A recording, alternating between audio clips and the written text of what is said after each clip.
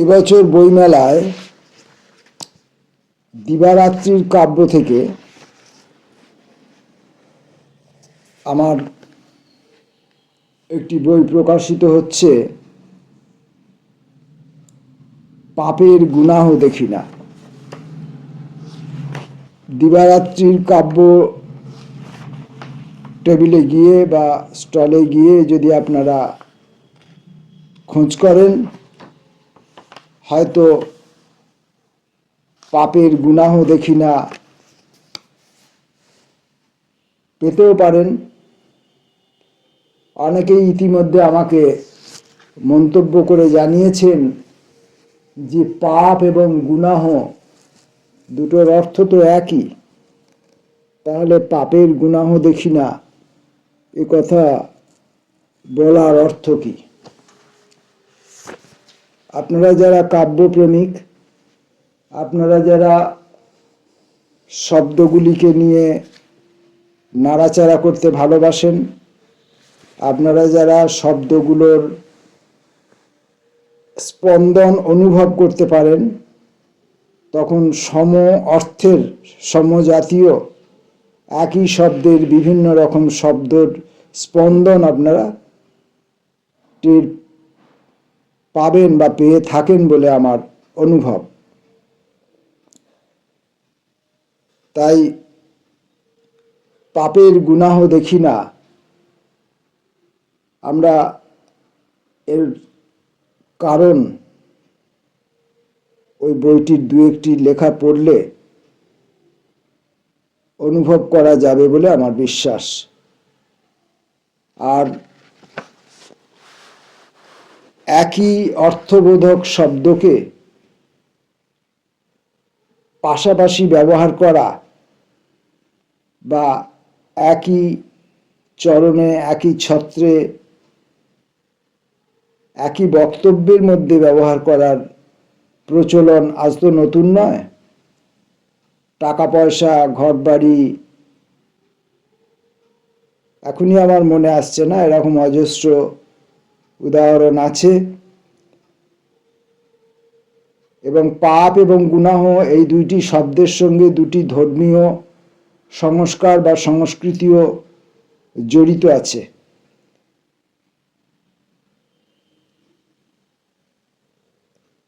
আরও এবং ইত্যাদি ব্যাখ্যা দেওয়া যেতে পারে, আমি অত ব্যাখ্যায় যাচ্ছি না। আপনারা পাপের গুনাহ দেখি না খোঁজ করতে পারেন দিবারাত্রির কাব্যের স্টলে। তাছাড়া দিবারাত্রির কাব্যের স্টলে নির্বিষ চন্দ্রবোরা ও প্রিয় নির্বাসন এটিও পেতে পারেন।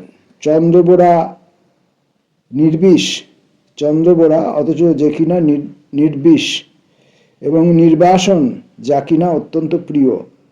কেন, কি কারণে? এই বইটি প্রকাশিত হয়েছিল 2024 সালে। এই বইটিও দিবারাত্রির কাব্যের স্টলে আপনারা খোঁজ করে দেখতে পারেন, যদি আপনাদের ইচ্ছে হয়, যদি আপনাদের কোনো রকমের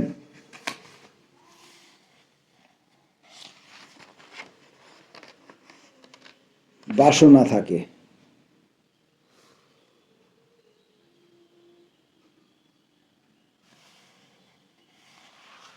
এখান থেকে আমি দু একটি কবিতা পড়ি। আশঙ্কা। বসন্তময় পৃথিবীতে আমরা দেখি প্রতি মুহূর্তে অজস্র শাখার উঁকি ফুটে উঠছে। কাণ্ড ও পাতার 30 ডিগ্রি কোণে হাজার হাজার সূর্যোদয়।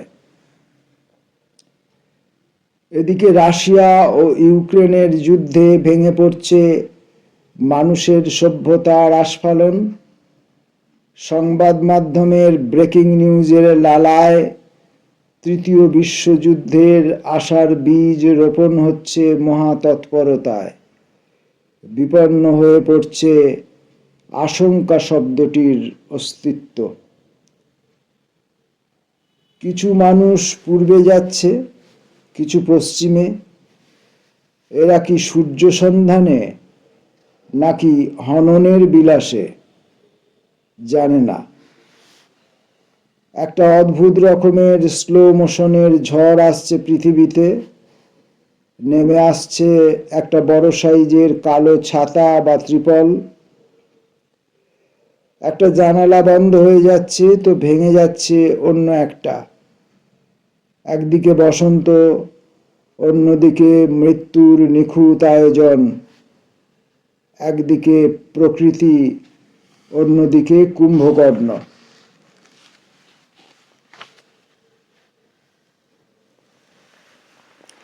ঈর্ষা।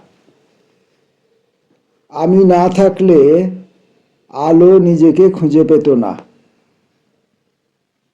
হাতল দেয়া একটা কাঠের চেয়ারে আমি বসে আছি। কিছু গাছপালা ছাড়া কোনো মানুষ বা ইতর প্রাণী এ ঠিকানাকে আপাতত স্বীকৃতি দিচ্ছে না।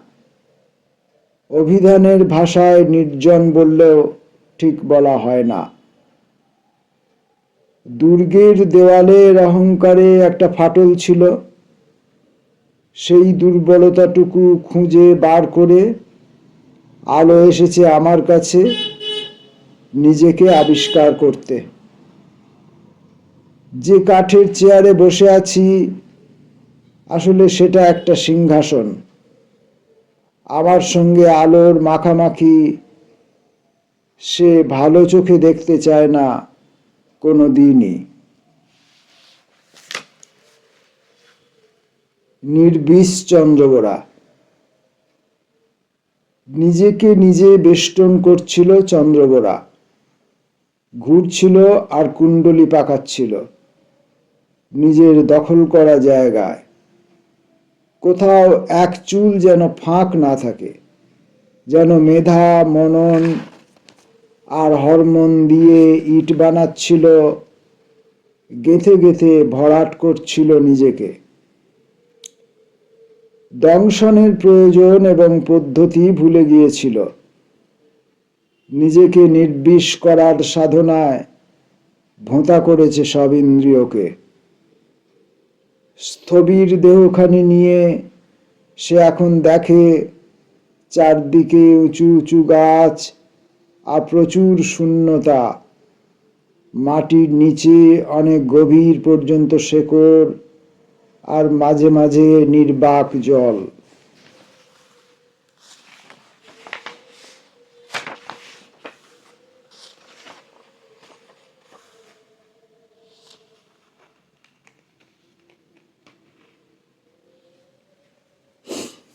সময়।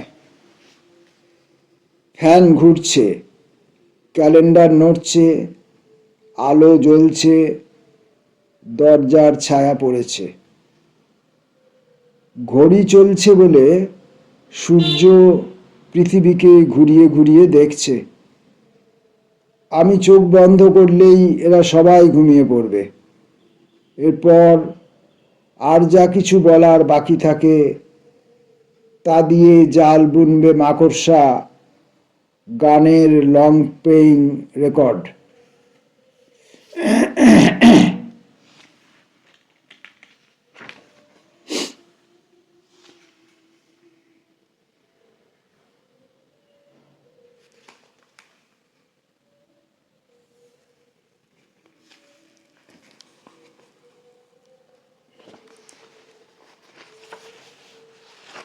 পরের কবিতা।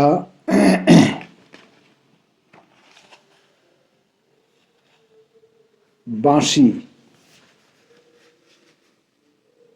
কলসির জল গড়িয়ে গড়িয়ে ক্রমশ বিকেলের দিকে। বছরের একটা নির্দিষ্ট সময়কে মানুষ বসন্ত বলে। বসন্তকালের সকালের মতো বিকালেও কোকিল একটু বেশি মাত্রায় ডাকে। পাড়ার মোড়ে মোড়ে সরকারি কলের নামে কোনো কোনো জায়গা এখনো খ্যাতি পায়। কলসিগুলো যখন সেখানে জল নিতে আসে, রাস্তার ওপর কোকিলের মৃতদেহগুলো অবিরাম ডেকে চলে, রাধা রাধা রাধা।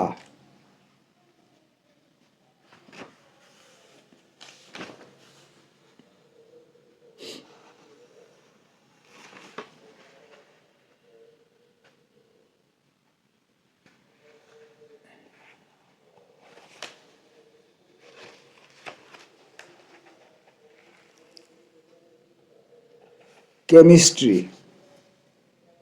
পাপের তৃষ্ণা পাথরকে বাঁচায় প্রতি মুহূর্তে পবিত্র হবার প্রলোভন থেকে।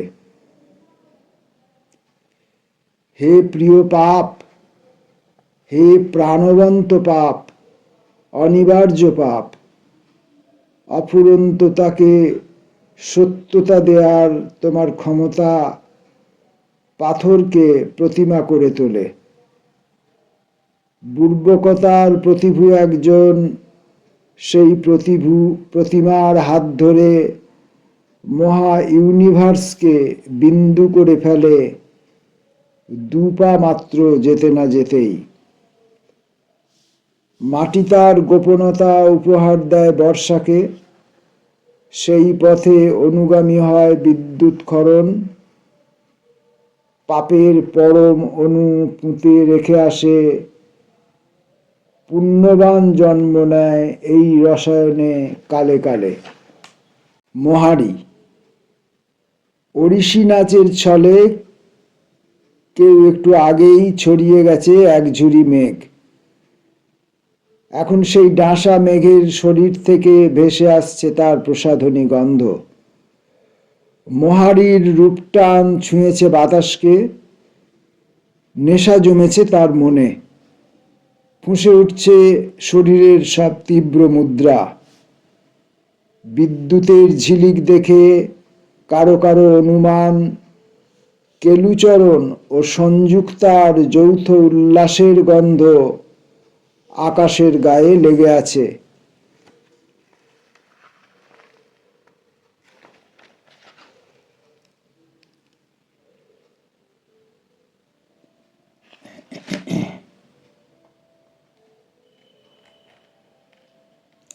বিকার। প্রেমে পড়লে নাকি মানুষের এরকম হয়, বিশেষত পাথরের প্রেমে। কলিং বেল, রিংটোন, মর্মর ধ্বনি, ফিসফিসানি, প্রত্যেকেরই বানান, অর্থ, ব্যুৎপত্তি সব এক হয়ে যায়। চান করার সময় খুব সঙ্গত কারণেই অসংখ্য পাথর ছুঁড়ি নিজের দিকে। হে মহান, হে দরদি, হে প্রাণঘাতী প্রেম।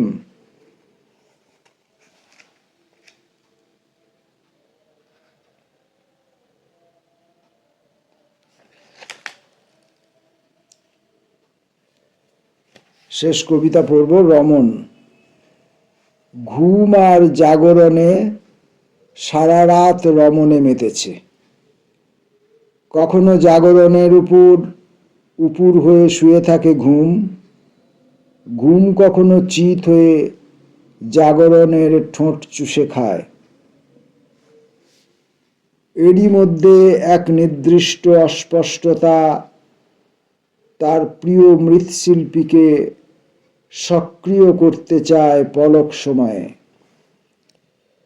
ঘুমের মধ্যে যা হয়, যে মিছরি দানা বাঁধে স্ফটিক আকারে, জাগরণে তাকে আর খুঁজবার সুযোগ থাকে না। উন্মাদ শব্দটিকে মানুষ সেজন্য জুড়ে দেয় কোনো কোনো পাগলের নামে। নির্বিষ চন্দ্র বরা ও প্রিয় নির্বাসন আমার এই বইটি থেকে, যে বইটি 2024 দিবারাত্রির কাব্য থেকে প্রকাশিত হয়েছিল, সেখান থেকে কয়েকটি কবিতা পড়লাম। আমি অনুরোধ করব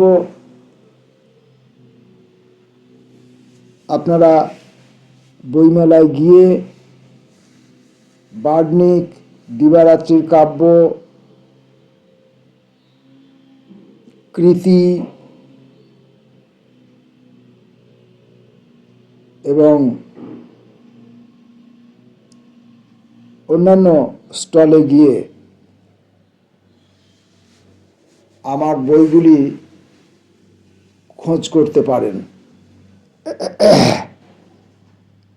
আমি বিশ্বাস করি আমার অনেক প্রিয়জন আছেন যারা আমার বইগুলি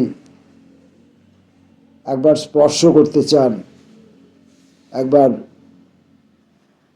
পাতা উল্টে দেখতে চান। নমস্কার।